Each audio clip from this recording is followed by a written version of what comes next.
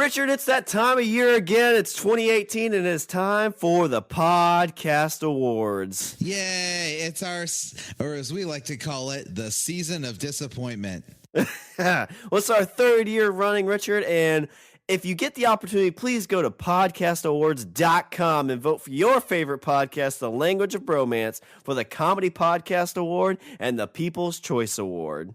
There's one thing we pride ourselves on. It's being the people's choice. And you know what? Sometimes the people's choice isn't the most popular choice, but it's the choice that we have to live with. And I'm not naming names, but we could be that choice. And also, if you're on there and you're looking around, please throw a nomination for my other podcast, Strange Indeed, as part of the TV and film category. So please remember just to go out to podcastawards.com and vote for Language of Bromance for comedy and People's Choice, and Strange Indeed for TV and film. Definitely. Do both of those. As hard as it is for me to say, I guess you could do the other. But do one. Definitely do ours. Definitely nominate us, because we are the podcast. We're not the podcast that you need. We're the podcast that you deserve. So remember, podcastawards.com.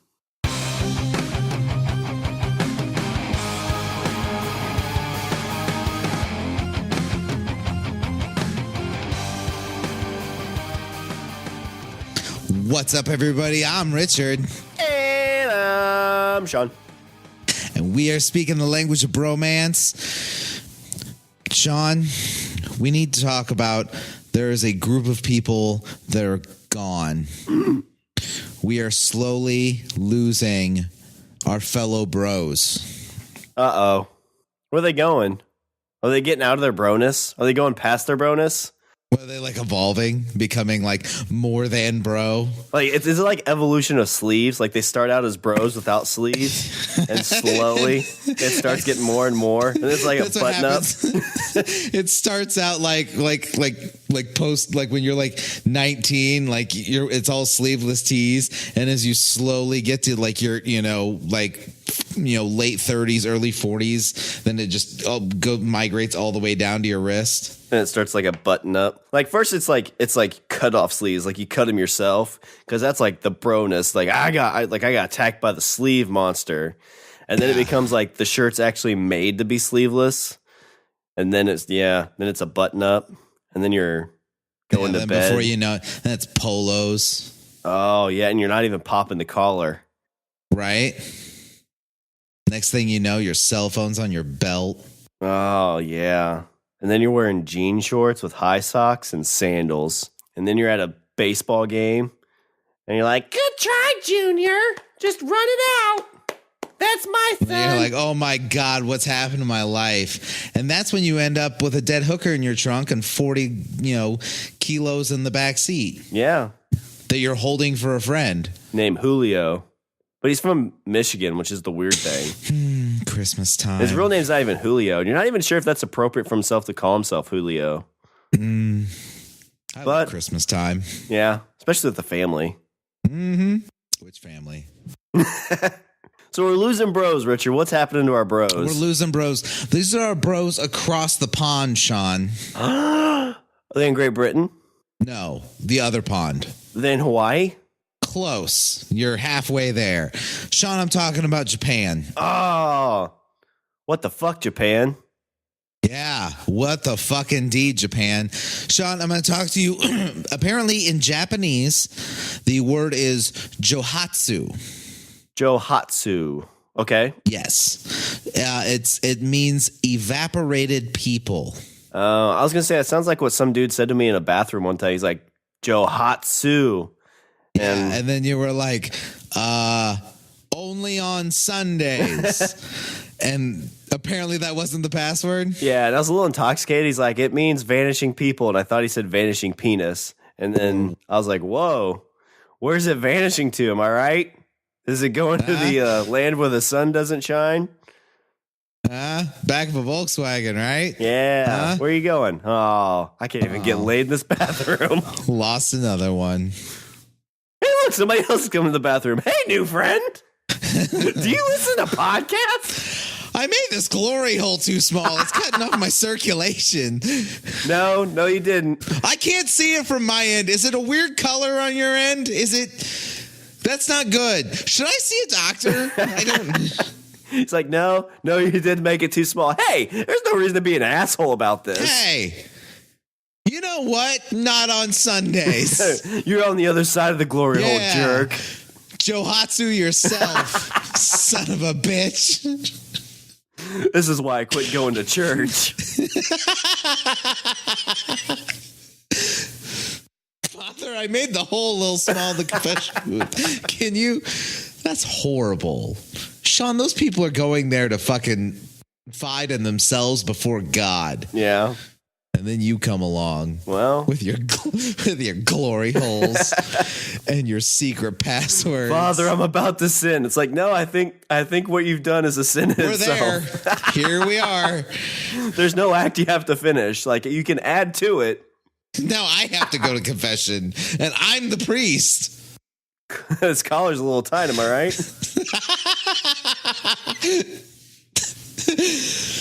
All right. Tormented by the shame of a lost job, a failed marriage, mounting debt. Yeah. Thousands, Shawn, thousands of Japanese citizens have reportedly started leaving behind their formal identities and seeking refuge in the anonymous off-grid world. So they just up and like, fuck it.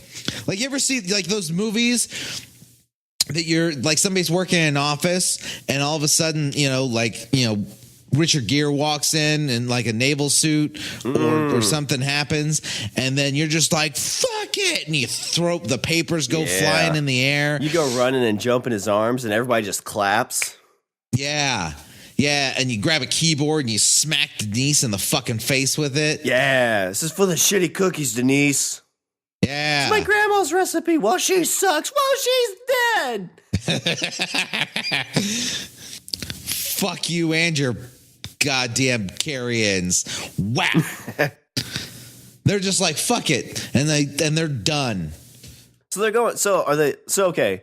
First off, bad job. You lose your job. You're like, fuck. You come home. Your wife's like, hey, did you lose your job today, asshole? You're like, guess what, babe? I did. Johatsu. Jobhatsu. Jobhatsu means vanishing job. A failed marriage or mounting debt. So this is basically like, this is how, because I guess the Japanese, I've always gotten the impression that the Japanese are very disciplined people. Mm-hmm. Like, they're workaholics. They work themselves to fucking death. There's a lot of like personal shame that like, it's like here, it's like you lose your job. It's like, oh, that fucking sucks for so-and-so. Like, I hope he gets back on his feet. But like, the impression I get over there is like, so-and-so lost their jobs. Like, oh, he's a piece of shit and he should just kill himself. He should perform bukkake and kill himself. That's not, don't commit. That's not bukkake, Shawn. It's called seppuku. Bukkake is something completely different. Wait, what's seppuku? If you're seppuku's where it's ritual suicide. Oh, well, what's bukkake? Oh, Google it. You can destroy your own search history on this podcast, my friend. No, yeah, you can earn money from bukkake. You can't earn any money from sudoku or sudoku. Well, I'm saying, like, if you lose your job and you go and perform ritual bukkake, I think you found a new job. Mm-hmm. Hey, money's money, right? A lot of $20 is $20. Everybody has a good time. You have 20 new friends. You didn't have to do it inside of a phone booth. Why would you have to be inside a phone booth? I don't know, because it's extra for $20. Listen, Richard, college was weird for me. Don't judge. Who'd you call in the phone booth? Who didn't I call? Am I right? Richard, come pick me up. There's goo all over. I was just saying, also, we're talking about like the early 2000s. Like, where did you find a phone booth? Well, phone booths were still around then. I think it was like 2009-ish and 10 when they started pulling them off because everybody had smartphones. My daughter found a payphone the other day and she was fucking fascinated with it. Did you take a picture with it? We walked inside Walmart, and they had one like up against a door in the corner, and she walked past it and she's like, "Is that a payphone?" And I was Holy shit, I just discovered an artifact. It belongs in a museum.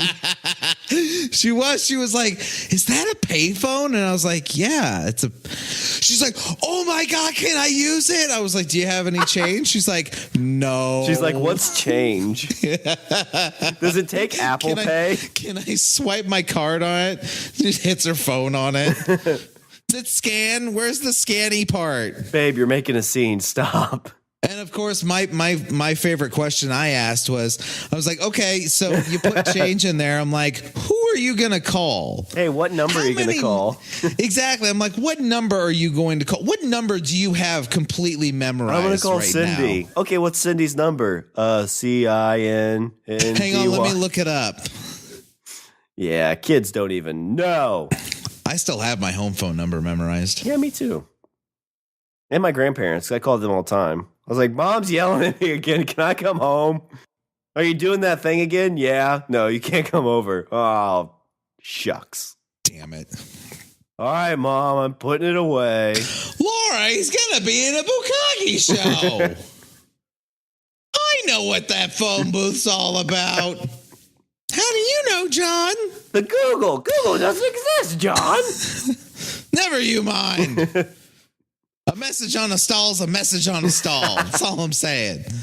Anyway, okay. So there's this is according to a recently published book called The Vanished: The Evaporated People of Japan in Stories and Photographs. Wow. By Fred. Huh? So it's a book. It's not even like a blog. Like this dude's like, hey, I'm going to take all these people's pains and suffering. I'm not just going to put a post that gets 10,000 likes. I'm going to sell it for money. Yeah. I'm going to put. Well, think about this, though. How fucked up is it that there's so many stories that they have to end up in a book? Yeah. Well, he's going to go to like each one of their wives and be like, hey, look, I'm successful. I have a job. I have zero debt. Where's your husband? Not here. That's what the plumber says. I saw the videos. Yeah. And the pizza guy. Why is it always somebody coming over for services? I know, right? Well, I think we just answered our own question. Okay. Like any other things I can unclog? Yeah. I'm like, yeah. The sink's been stopped for a bit. No, I was meaning like, never mind. I'll fix that. Where's your wife?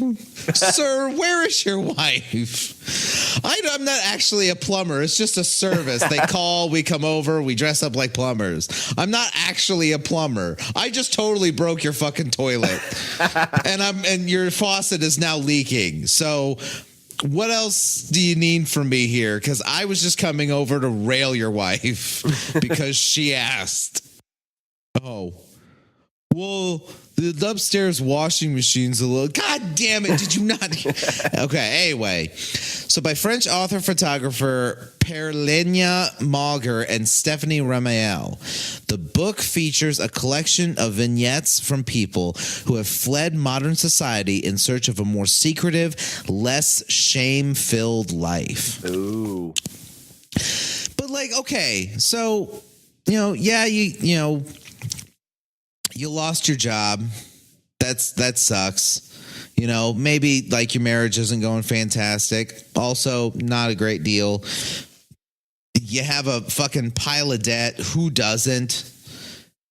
But they're just like, no, I can't. And it's not because it's not that, this is stressing me out. It's I can't deal with the shame of people perceiving me as less than fucking running 100%. Like I can see it more as like the stress. Like the stress, like sometimes I think about, and we talked about it before, but back in the day where it's like, your biggest, and it's kind of a, like not as nice now to think about, but like the biggest fear when you're back in the day was starving to death, being malnourished. Yeah. And today it's more of like a money thing of being, successful and, being to that level, at least in the States. Sure. And so, like, sometimes it's like, it'd be really nice just to live off the land, Yeah. You go outside and there's a bear trying to eat your cow or have sex with your cow. You're like, hey, bear. Hey, bear. Hey, bear. That's not another bear. Get off that cow and take off that goddamn plumber's outfit. We don't even have indoor plumbing. We got to shoot the bear, but then you got to figure out how to save the cow and grow your food. But then you're kind of like you're self-sufficient. Like we're not very self-sufficient like people anymore. Oh God, no. No, not at all.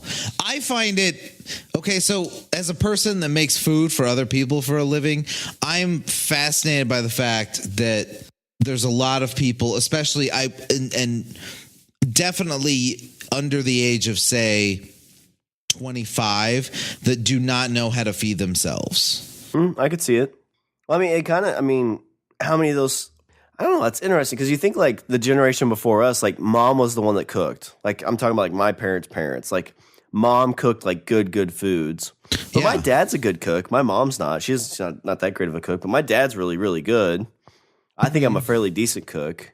But I don't know where that really came from. Maybe necessity more than anything.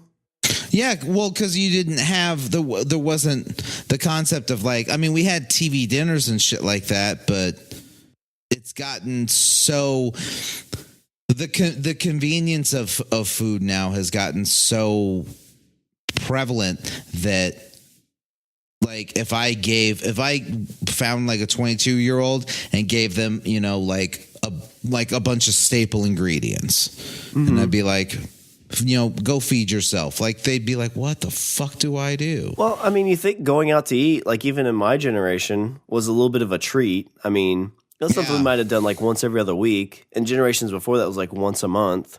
So you kind of had to, again, cook out of necessity. It's like, well, we have all these ingredients. We have to throw something together to eat. And so then you experiment and make some good stuff. Like I think I can cook well. I can't bake. I suck at baking. Oh, me too. Because you have to be very precise. Yeah, it's a science, and I did terrible at science. Yeah, but if you leave me with like a bunch of like random leftovers and ingredients, I'll throw something together. It'll be delicious. Yeah, but my point is that you know, I mean, like this shit happens. This shit happens in a lot of people's lives. But the fact that they take it like on themselves so much that like this brings me shame, so much shame that I cannot be seen by the rest of the world. I need to leave all of this behind. That's fucking crazy to me. Well, how's your wife going to feel about that? I mean, I guess she just calls a plumber and it's all good. Right? We've already got debt. What's another $1,000 for a toilet that doesn't need fixed? Yeah, exactly. I'll send him the bill that he won't pay.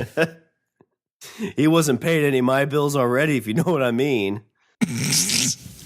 Margar and Ramiel spent 5 years traveling around Japan, beginning in 2008, earning the trust of locals to learn about the troubling trend. They also met the loved ones of those who disappeared, abandoned fathers, housewives, and ex-lovers. No formal government data exists on the trend, but by the pair's research, more than 100,000 people Holy shit.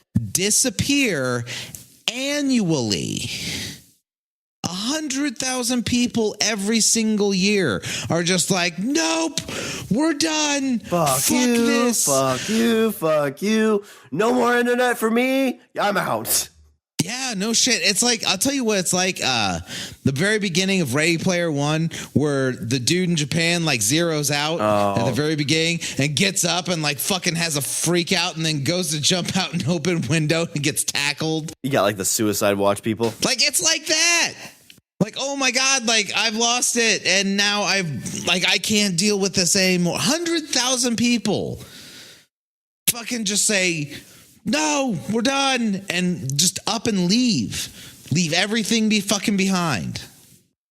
Like you always scroll through Facebook. Like how many times have you scrolled through Facebook and you see like somebody that posts that picture like, I just want to get in a car and just drive. Yeah. Like these people fucking do it. Then they get out of the car and they walk until there's no more civilization. Yeah. Then they get, yeah, you're right. They get out of the car and then they walk. They just walk and they go until everything else is gone. Well, I mean, you think about that, like if you walked into like some kind of like nature preserve and just got like a tent, like some basic supplies, and like, hey, I'm going to keep walking until I can't walk anymore. Then I'm going to make my life right here. this. Where I fall, there shall I live off the land. Yeah, that does seem pretty like nice. Hey, sleep in as long as you want. Oh my God, I'm gonna find you in the woods, aren't I? Shoot a It's squirrel. gonna be like 3 months from now, and like I'm gonna get this call. I haven't seen Shawn in a week. I've GPSed his phone before it ran out of battery life, and it's like out in the middle of the woods. I'm gonna go out there. You're gonna ride in on a fucking ostrich. Richard, come with me. Big beard. Mud all over your face. You finally made it. Shawn, what are you doing? Where did you get an ostrich? You've been going for like a week and a half tops. Oh, has it been that long? That was back in the long, long ago. Come with me. I've made a new land and a new home. I want to introduce you to my wife. You already have a wife. Oh, Richard, tell me, how has she been these many years I've been gone? It's been a week and a half. Like, she's just starting to worry. Yeah. I'm surprised it took her this long. I asked her, she's like, oh, I just thought you were doing a show with Richard. For a week. I thought it was weird he wasn't laughing as much. I hadn't seen him for a few days, and I was like, where is he? And then finally... I was like, where is he? And then the doorbell rang, and it was the plumber. And I was like, oh, well, I'll see you later. Never mind. But then the electric bill came, and I was like, where does he go? So that's when I called you.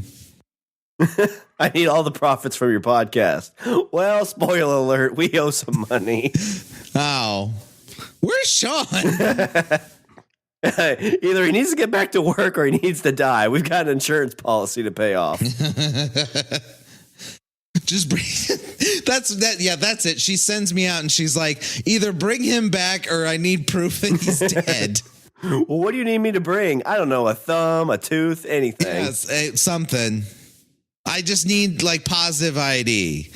You could bring me a picture of the mangled corpse. That's fine. He was pecked to death by an ostrich. He was pecked by an ostrich that didn't love him. Kept calling it his wife. Okay, so none of these people physically vanish per se. The evaporation is more of an administrative disappearance, similar to those in the Witness Protection Program in the U.S. Johatsu opt to change their names, their addresses, and business titles. Wait, so they're still in society? Yeah, they just basically fucking just start over. Oh, that seems like they that. They just ditch it all, change their name, change everything, become, like I said, like they're saying it's almost exactly like witness protection. That seems like that. Okay, see, like I thought you were saying they would like give up everything and go out in the middle, like somewhere in Japan, just like farm and live off the land. They're basically just like, hey, I fucked up. I need a new identity. I need this like debt and everything to get like started over. Well, apparently, see, like the beginning of the article, they're saying an off the grid world. So maybe there's more. In Japan, this escape can be surprisingly easy. Japanese privacy laws give citizens a great deal of freedom in keeping their whereabouts under wraps. Only in criminal cases can the police mine the people's personal data, and relatives can't look up financial records. Okay, so the disappearing acts stem from Japan's pressure to save face. So basically, they're saying that like because of privacy laws, which actually doesn't sound half fucking bad, like it's almost impossible for people to look up personal information. Mm-hmm. So if you change your name and all that shit, then like it's like the old, you rise from the ashes like the phoenix. That seems like too easy. Well, I guess the reason that it's not done as often, well, I mean, I say often, but they're saying 100,000 people every year. I guess the reason it's not done is because, everybody wants their, position and their title and wants to look good. But they're saying that the disappearing acts stem from Japan's pressure to save face. It's so taboo. It's something you can't really talk about. But people can disappear because there's another society underneath Japan's society. When people disappear, they know they can find a way to survive. I feel like, So are they saying they go to like the underworld? I need a new identity. Oh my God, is this the Matrix? Ooh.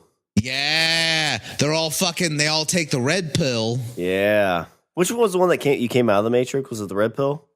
Yeah. Maybe the blue. That's what the blue pill option is. You take the blue pill. It's like, all right, well, you're not getting out of this. So what do you want your job to be? All right. You want to stay married to your wife? No? Okay. Well, you're not married to her anymore. I don't know if I like at this point in my life, I don't think I could just like completely just like abandon everything and start over. I mean, if you have a wife, that's a definitely a responsibility. But if you had kids, yeah, you're just like, yeah, fuck you guys. I'm done. That's all about me now. Dudes did it before. I mean, dudes still do it, you know. Yeah, but back then, like you talk about we talked about a doctor a couple episodes ago that pretended to be a woman or pretended to be a man. You know, back then it's like, well, it's all paper trail, if that. It's like you could go 6 towns over and they're like, oh, hey, stranger. Like, what do you do for a living? Plumber. I'll tell you what. How is it that like back in the 50s, like you could work like some like stupid fucking job and support 2 fucking families? How the hell did that work? That's a good point. Like you'd see these dudes that like, he was a shoe salesman for 30 years, but he had this family, like another family 3 towns over. I don't know if inflation on like, some how the things, fuck did you support 2 families on a shoe salesman's salary? Yeah, I know houses, I think, haven't really kept up maybe. I know cars for sure haven't. Because I mean, you buy a brand new car back in the day for like $3,000. It's like, yeah, but we made $1 an hour. It's like, yeah, that's still a $3,000 car. Like you can buy a Corvette right? for $3,000. I can't even get through the dealership for $3,000. Yeah, see, that's the thing. It's like, oh, this house only costs $20,000. Yeah, but I make, $3 an hour. I'm like, okay, well, I make $10 an hour. How much is the house now? $400,000. I don't think that's how math works. I don't think something happened. There you go again, millennials, just bitching about everything. Son of a bitch. Don't. No, we're not doing this. Not doing this here. Anyway, Johatsu cases seem to have emerged in the late 1960s, bolstered by a 1967 film called A Man Vanishes, in which a man abruptly leaves behind his job and fiancée to disappear. In the 1970s, more cases emerged of young rural-bred workers escaping harsh jobs in big cities. Who says a political scientist at Yale named Hikaru Yamagishi. Was it kind of like the thing they talk about, like where people get woke? Like you kind of like start, like you see the wheels of society, and you're like, I'm just a spoke in the wheel. And it's like, I wish I had more control of my life. And it's like, light bulb, I can. Bye, woman. I'm going out on my own.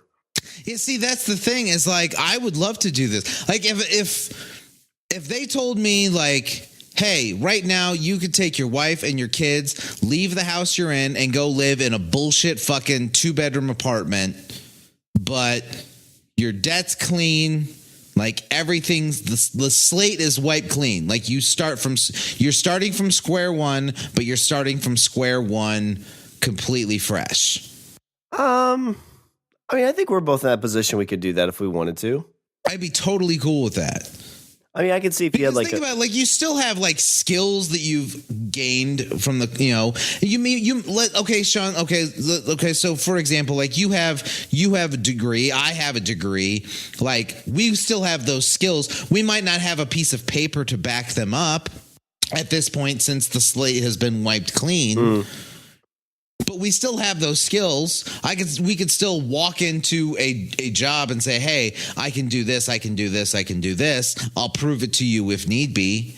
I don't have a piece of paper that's attached to it, but I can do all of these things. And if you want, I'll prove it. I'll show you right now. Yeah, they read it and it's like, plumber, huh? It's like, yeah, I'll prove it to you. Where's your wife? She's at home. Why? All right, I'll be right back. What? No, what? Where are you going? That's not how plumbing works. Wait a minute. No, wait. This is how plumbing works. Well, if she says so. All right, well, let's make this weird. Rips off his shirt. Like, oh, well, this is my new life. Time for everybody to lay some pipe. I guess I'm into this now. Damn it. This is my new life. It's like the Christmas movie A Miracle or whatever. You hear the bell ring. Every time a bell rings, a plumber gets his wings. One man that said it was his job to move these Johatsu to faraway towns and cities during the 1990s. Oh my God! So these two guys met somebody that said like he was like a trafficker. What was his job? So like these people, like these dudes would come to him and they're like, you know what? I just lost my job or my marriage is going shitty. Like I'm done. Put me wherever. I don't give a shit. It's like some dude at a bar. He tries to find like the most depressed guy there. He's like, hey sailor, what's up? He's like, no, I'm not into that. It's like, no, like, do you ever just want to like pack all your stuff and leave? He's like, yeah, I mean, my job sucks, but if I go somewhere, I got to take my wife and she's she's just a pain. Yeah. And then he's like, do you? It's like, well, yeah, I have to, right? Do you? Do you want the red pill or the blue pill? I don't get that reference. It's 1990, but whichever one can get me away from her, I want it. Even if it's an overdose. So this guy's saying it was his job to move these people to, like ends of the earth. Not ends of the earth, but just, like in fucking what they dictate as the country. I still like in 1990s, I guess I could see like somebody just like leaving and be like, "Oh my God, my husband disappeared." But now, like, there's so much of a paper trail now. Like, how could you do that? Well, yeah, like computerized records were starting to come into effect in the 90s, but then I mean, like now, with with your own personal metadata and the fact that everything's fucking out there. And everything can be easily tracked. I mean, you'd legitimately have to like stay offline because you couldn't put like your picture anywhere. No. Because like reverse Google search, like, oh, find this picture of Shawn. It's like, hey, this is Tom Johnson. Like, oh, wait, no, that's my husband. That's a good point. I've never done a reverse Google search on you. I do all my nudes. Hang on, let me see. Print screen and... Oh, God damn it. Yeah. How do you think I make this podcast run? Oh, now I'm going to... So do you go by Steven or... Steven in the D, right?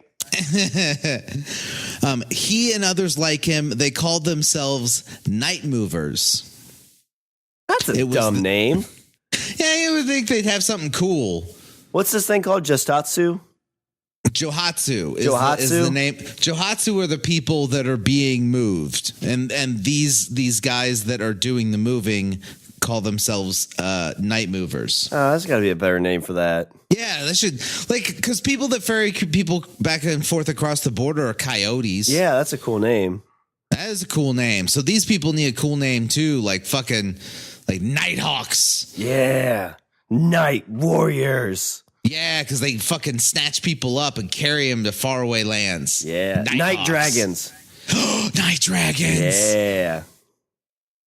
Oh, and they'd have cool fucking jackets. Yeah, they'd all have the same jacket. Like, hey, where you work? For the Night Dragons. Right? Where do you want to move? I'll take you there.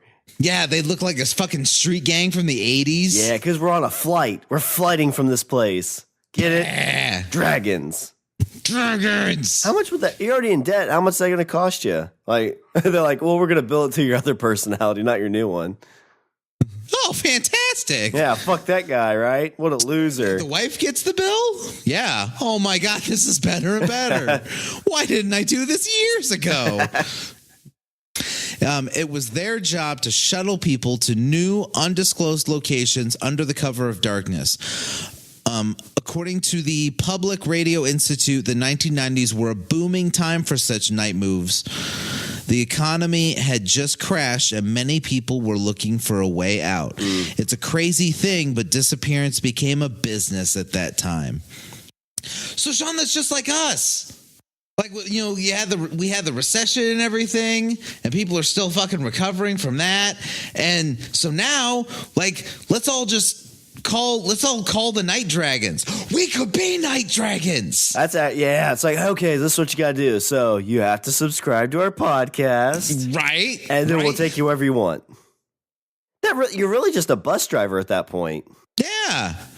We could just, drive to a field and be like, all right, here it is. Doesn't somebody live here? Isn't this somebody's land? Don't worry about it. Just pitch up a tent. And see, there's food growing. There's cows. The farmer has a wife. You're off grid. Just deal with it as it comes. Yeah. What's the worst that can happen? Well, I could die. Well, yeah, but that's kind of on you. Yeah. Bye. That's not my fault. Oh, wait. Like, oh, thank God they came back. It's like, no, I forgot to give you our Night Dragon sticker. Make sure you post it everywhere. Be sure and subscribe. Bye. So it became a booming business to be a night mover. How big is Japan? It's not small, but it's not huge. Because you have the main island, and then there's some other islands. Were they taking them to sub islands though, or just the main one?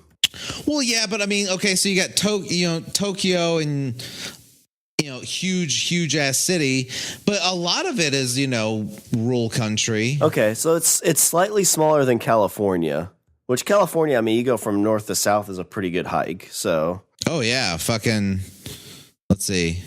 It's about. I was gonna say, if you want to drive from the southern tip of California to the northern tip of California, I would say it takes about like 10 to 12 hours. Okay. That's the thing, like, you think about how big the United States is. Like, you could take somebody from California. I could buy it a little bit more in the States. Because you could take somebody from California, drop them in, like, BFE, Kansas. Yeah, like Wyoming. Yeah, you could hide there pretty easy. I'm sure you could get a job as, like, some kind of farmhand type thing or something kind of off the books. Yeah. Work for cash on hand and shit. But in Japan, it's like it's being a lot smaller. Well, see, but then again, you also have to consider that, you're somebody, you have all those office workers and everything. Why would the office worker who was making X amount of dollars a year and, seemingly was totally fine all of a sudden, like, why would he give that up? In Japan? Yeah. And so I think that I guess what I'm saying is that the people that are, if you were a farmhand in Japan, you're doing that because apparently you had no other choice. But this guy, for example, does have a choice because he was working at, some fucking financial institution making, 97 grand a year, and maybe his marriage failed and he didn't want to deal with the shame of it, and so now he's baling hay. Yeah, I mean, it's just like a harder labor work maybe, or like, I want to say it's simpler, but it's still very difficult, but I think there's a lot more fake pressures probably like an office setting, if that makes sense. Well, I mean, fake in the sense that they're, they're a bit trivial, yeah, but are very real to the people that are doing it and the people in that office, because that's what I'm saying. That's the culture. The culture is that you work and you are happy and you're happy that you're working, and you do that until you're dead. Yeah, that's kind of life. But it's this like workaholic kind of culture in overdrive, where to be not doing that, to be not working yourself to death, is seen as a sign of weakness or a loss of your personal honor. Like to not be perceived as somebody that dedicates every single moment of his life to his job is seen as shameful. Yeah. But I mean, do they both for yourself and shame that other people would bring on you? Well, is this kind of like Office Space, maybe? Because like very similar to Office Space. You know, he had the job where he worked in a cushy business or cushy office. He didn't feel like he had any like self gratification from it, so he left. And at the end of it, he's just working outside, working with his hands. Yeah, it's basically just like that. Except in this case, you completely change your name and leave everything behind. Yeah, to me, that's a little your house, your bank accounts, your family. Yeah, to me, that's more of I guess it goes back to like it's the shamefulness. Like you can't bear to be looked at as a failure in that society. Whereas I guess in America, there's still a little bit of that. But I think if somebody just dropped everything and left, it's more of them. Like that, I think would be seen as being more shameful. Yeah, it would, because they'd be like, how could they do that? How could they leave? But like, okay, so if dude was like say me, for example, or let's say I knew a guy that was, single and all of a sudden just like left his apartment and never came back. And then you found out like 2 years later, like, yeah, he just, threw all his money in a barrel and set it on fire and walked away. And now he bales hay. I'd be like, well, good for him. I think here it's more of like what makes you happy. Yeah, you may not have a ton of money, but if you enjoy doing this thing, do that thing. Whereas there, it's more of probably societal wise, like it still I think has a very much like if you're not at a certain tier, you're looked down upon. I mean, maybe I'm like I said, I don't know too terribly much about Japanese culture, but I mean, just from what I'm gathering here, any sort of chink in the armor is seen as, this insurmountable shame. So in their book, they also shed light on the loved ones who got left behind. Often the families of Johatsu said they wish the missing person had not felt so ashamed. We simply wish to hear from him. He doesn't have to come home. If he needs money, we'll send it to him, the parent of a Johatsu told the authors. The Japanese pressure to save face manifests itself in other ways, too. For instance, Japanese has a word to describe suicides driven by overwork, and that's karoshi. Which that was a big thing for a while. Like, weren't people actually dying from overwork? Yeah, which, that's so fucking scary. Because there's times where, like you put in some extra hours or whatever, and I'm like, these people die. Yeah. Like you talk about the reference I know is like a lot of people are like, oh my gosh, I want to go to school to be a lawyer. And like you think like, oh my gosh, you're going to make a lot of money. And it's like they get out of school after, putting in a ton of work there.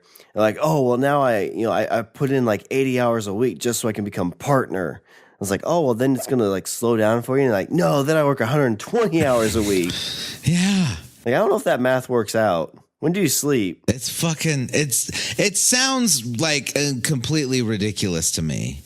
Like I've always been of the camp that you work to live and you don't live to work. Yeah. I have always been more of a proponent if I have the chance to do things a little bit easier and spend more time at home rather than, take some extra cash and put in some extra hours. I usually opt for the staying home because that's not work. Like work is something that I do in order to finance the other shit I really want to do. Yeah. Well, I mean, it's somebody's always like kind of said to me, it's like when you're at the end, like you're never going to be like, man, I should have worked a lot more. Like I should have worked more hours. Yeah, exactly. Nobody says that. Yeah, you're going to miss those time with you. Like, I mean, like we talk about my kid a little bit. I go away for 8 hours and come back. He's a completely different kid. Like completely different. Is that because Tiffany swaps him out? Yeah, she's fucking with me, Richard. Or forgets to swap him out. Oh, this one's your baby. But I mean, like you think about, just as much as you miss there, if you work, and I don't work a ton of extra hours, but, if you were a lawyer that's putting in 60 to 80 hours, you're coming home by the time they're going to bed. Yeah. I did it once. I did do it once where there was a time where I was working 2 jobs, like near full time. So I would work at one place from like 9 in the morning to like 4 in the afternoon. And then I'd punch out, walk down the street like 2 or 3 blocks, punch in at another place and work till like 11. And I did that I did that for like 4 to 5 days a week at each job. And that, like, I was fucking, not only was I miserable after doing it for like 8 months, not only was I miserable, I made every single person around me miserable. Oh, yeah. I mean, it's hard not to, because you're going to come home tired and grumpy.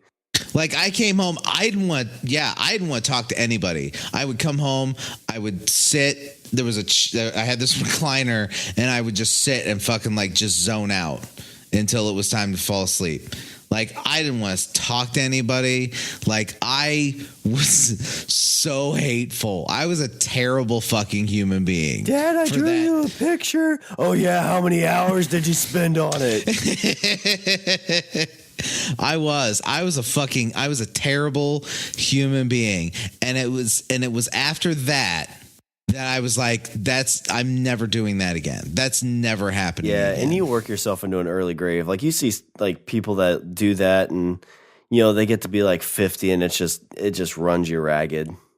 Last October, a report found that more than 20% of people in a survey of 10,000, so I have 10,000 people, 20%, said they worked at least 80 hours of overtime in a month. 80 hours of overtime in a month. So that's about 20 hours a week if you're looking at 4 weeks a month. Yeah. So they're doing 60-hour work weeks 4 weeks a year or 4 weeks a month. The whole month. Mm-hmm. Yeah. Well, I mean, you start doing the math. You figure you work 8 hours a day. So that's 40 hours a week. So there's another 20 hours you have to fit in somewhere.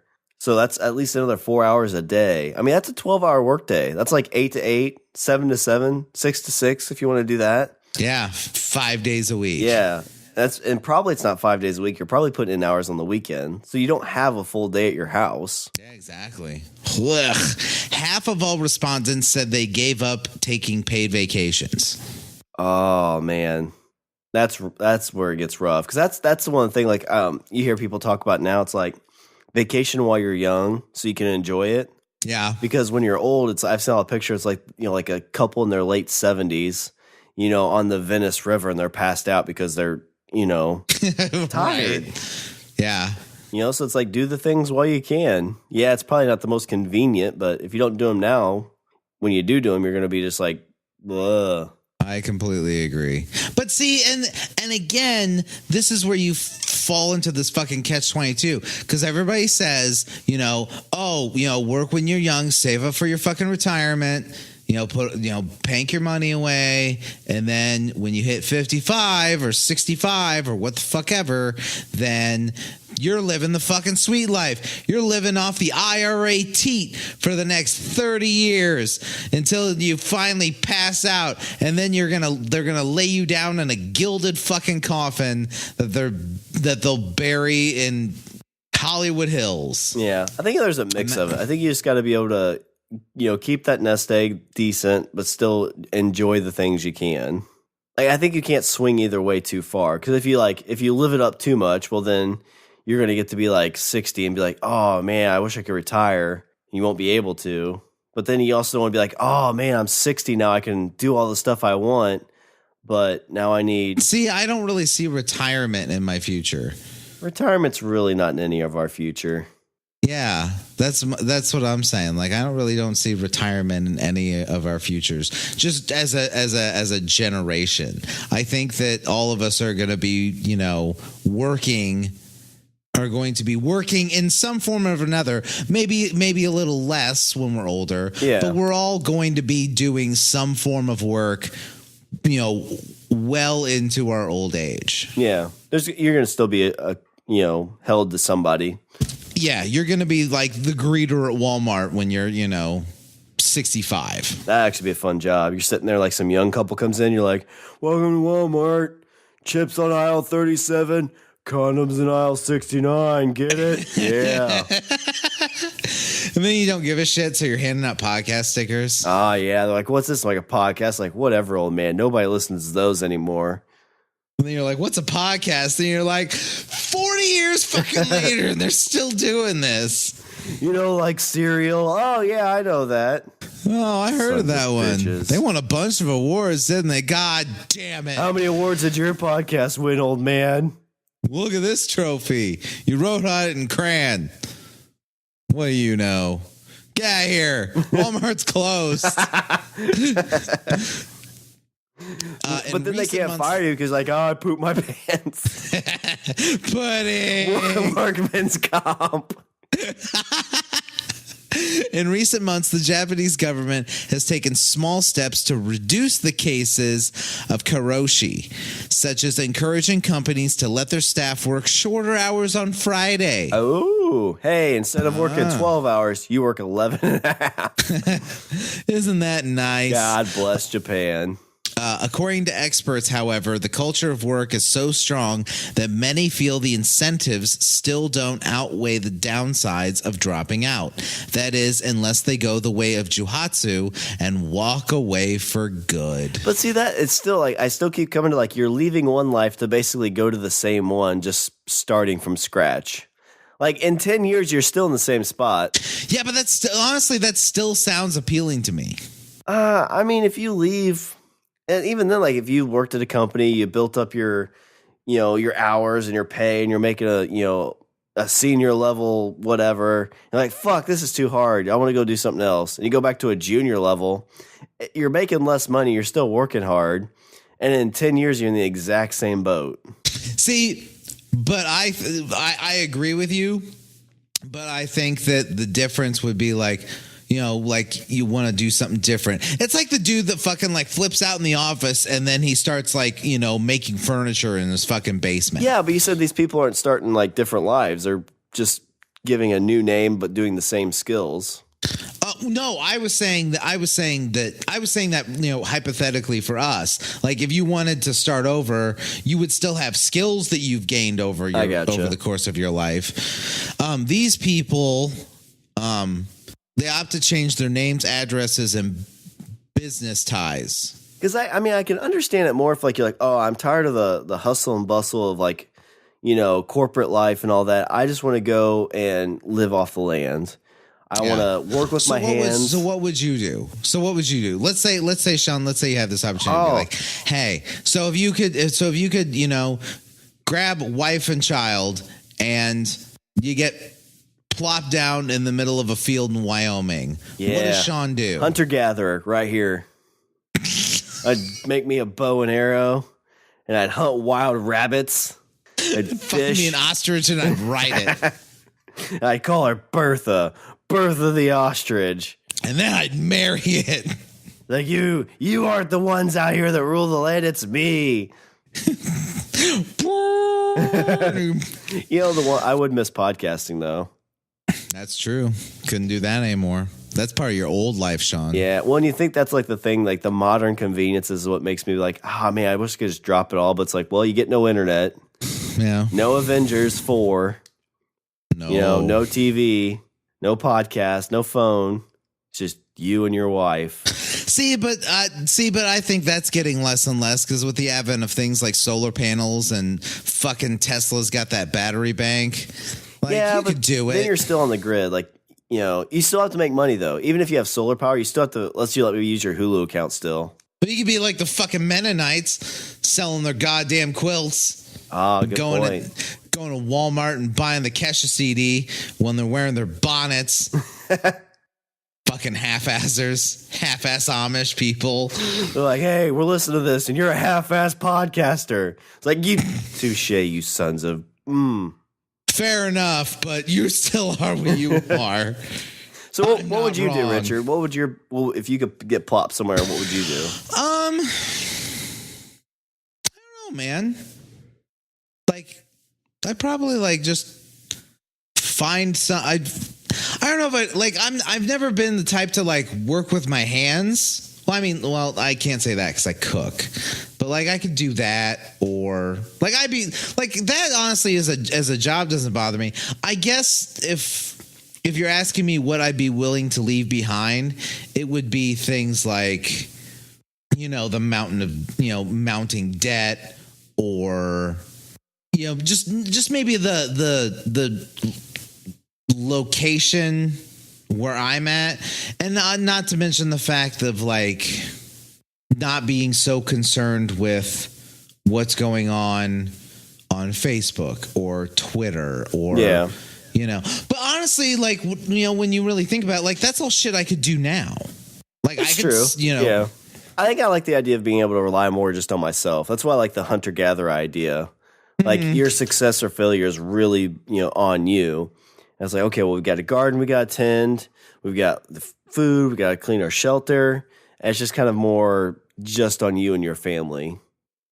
I mean, like, I would appreciate some I would, some internet would be nice, but I mean, the thought of just like if you put me on a plot of land that has things like set up, or I would say, like, if I had the skills, like if I was taught the skills to do those kinds of things, then I think I'd be okay. Like, if somebody taught me, like, hey, this is how you dig a well. Yeah. This is how you build a, they have those earthship homes that they build like out of dirt and shit like that, or those like mud houses. Yeah. I mean, I think like some of those basic skills would be nice to know before you go, but I think a lot of that stuff you would learn as you go. It's like, well, I put this type of roof on and it didn't work very well. Let me try this. Oh, this works better. See, but I don't know, because think about this, Shawn. Like, yeah, the people then, like, they figured shit out, but a lot of them died. Life expectancy was 35 for a reason back in the day, true. Shawn. So, like, I'm fine with making mistakes and learning from mistakes. I just don't want to die from them. I just don't. Yeah, exactly. I don't want to die from dysentery because I made a mistake. I don't want the consequences to be that severe because I slightly fucked up. We're never gonna live in the woods, are we, Richard? Or we're going to die in the woods, Shawn. We're going to get there like day one and get pneumonia. Yep. Like, it's going to start raining. Babe, phone's dead. Well, no, we're going to take the wives out there. It's going to start sprinkling. It's like, no, we'll get this shelter up soon. Like, fuck you guys. We're going to the hotel. We're sleeping in the car. 3 days later, they come back. We're dead. But we're snuggling. So it's kind of sad, but happy at the same time. Yeah, it's sad, but I'm the big spoon. Yeah, you would be. I'd let you hold me tight. Squeeze. So, Richard, anything else with these night dragons as they're helping these people get around? No, that's it. They talk a little bit about people getting moved, and then they talk about the people that work themselves to death, and that's it. That's all she wrote on the. I mean, I guess there's probably more stories and stuff in the book, but that now you know something. Now you know that apparently there's some Japanese people that just say fuck this and leave it all behind. All right, Richard. Well, before you pack up and leave this podcast behind, let me do a little bit of Richard's closing. Or go ahead and give me some Richard's closing thoughts. People that want to leave it all behind, it may just be that, if you want to slow down, then you can slow down. You don't need to leave it all behind to slow down. It's maybe just a matter of putting the phone down or turning off the computer or not listening to the podcast. I'm kidding. Oh, yeah. Always listen to the podcast. Always listen to the podcast. We will be your window to the outside world. It's okay. Trust us. We're professionals.